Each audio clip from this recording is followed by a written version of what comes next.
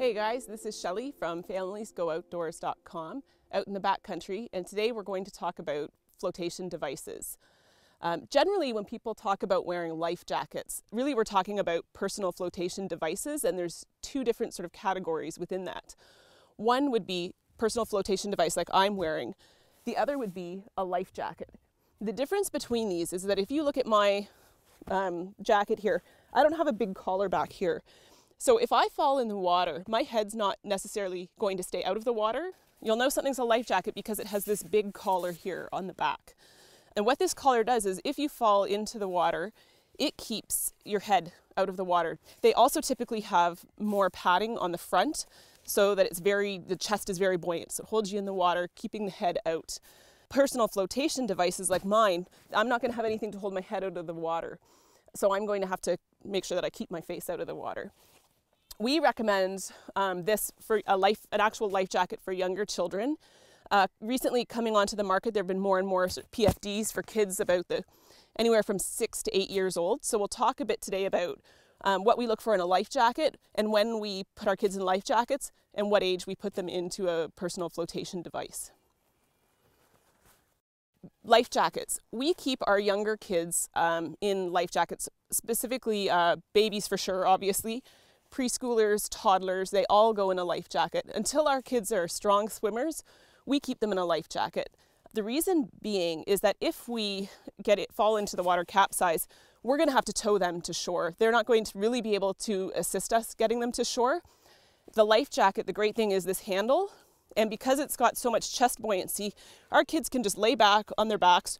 We can grab the handle and easily tow them to shore. So that's one reason. The other benefit of this handle is that when you have toddlers especially, even preschoolers to an extent, on portages, they're tripping all over the place. This handle, there's so many times where we just scoop a kid up when they're falling on a portage and stop them from falling face first. Also, especially with sort of maybe 6 months up to 18 months, those kids are leaning out of the boat all the time. Handle holding them in the boat. So we would keep children up to at least probably 5 or 6 until they're strong swimmers in a life jacket.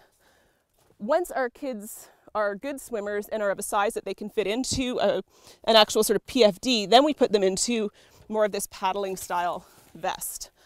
The benefit of these is that the kids, they get a lot more maneuverability in them. If you've ever paddled in a jacket like this or sort of the old school Canadian Tire special, you know they're really uncomfortable to paddle in. By the time our kids are 6 to 8, they're really helping out with paddling, and these give them a lot more maneuverability through the arms so that they're comfy. The other benefit of this is once the kids are strong swimmers, if we fall in, it's much easier to swim in this jacket, so they're going to be able to swim themselves to shore. We're not worried about paddling or pulling them to shore so much, so that they can swim, which will also, if they can assist us in swimming to shore, it's also going to keep them warmer if they're moving around in the water. So that's when we would move our kids up to this type of jacket, 6 to 8, depending on their size and their ability to swim. When you're shopping for a life jacket for your toddler or preschool, fit is important. Generally, these age groups are done by weight range. So you'll find in there, this is a 30 to a 60 pound weight range. So generally that's the weight that your child should be.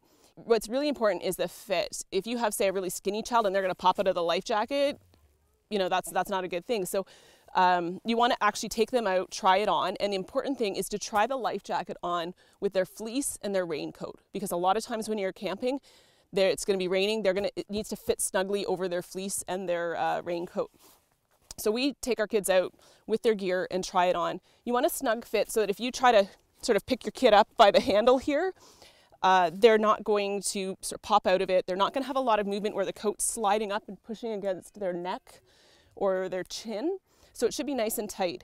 The great thing about most life jackets is you can tighten them up quite a bit to get that nice and snug. A lot of life jackets have these sort of fancy pockets and stuff on them right now. We have this one obviously that does. We found that the kids never use the pocket. So don't feel that you have to sort of upgrade and think, oh, I have to buy this expensive life jacket with pockets. Sort of the baseline jackets we found are more than adequate. This is an MEC one. Sadly, they don't make it anymore, but if you find it on the used market, pick it up. It's probably the best life jacket that they've ever made for kids. If you look at some life jackets, they will have already on the zipper a whistle. Great if it comes with that. If it does not, make sure that you put a whistle on the life jacket. Every child should have a whistle on them. You can see in these ones, we just attached them on.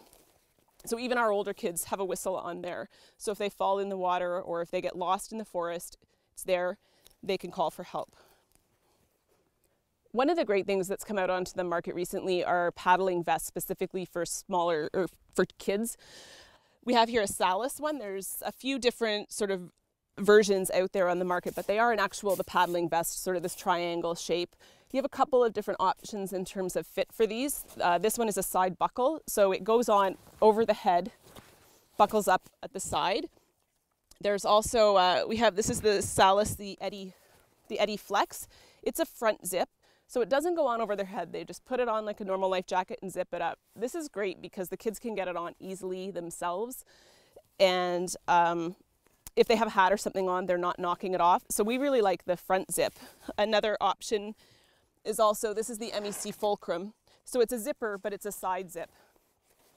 The benefit of, say, the side zips or the side buckles is that you get a little bit more padding on the chest here. You get a nice big chunk of foam there for flotation. But that being said, the kids haven't really found a difference in terms of how well they can float. So in performance, I don't think it's really an issue. Some of the kids find this more comfortable. So again, it's a matter of preference. Personally, I prefer my over the head jacket. I know Dave, he prefers his front zip. So it's really what you are comfortable with. But those are just some options that are out for the older kids. Again, this is a baseline, the MEC Fulcrum. They have ones that have, say, more pockets, more bells and whistles and all of that. We haven't found that the kids need that or want that, so we tend to go for more the baseline and save a few bucks. So that's just a bit of information about what to look for in life jackets and PFDs. Our last final tip is to make sure that as a parent, you are always wearing your life jacket for two reasons. One, your kids are going to follow your example. If you wear your life jacket, it's not going to be a fight to get them into theirs. Second, if you do capsize, you're going to need that extra flotation to help you safely get your kids to shore. This is Shelley from FamiliesGoOutdoors.com, coming to you from the backcountry.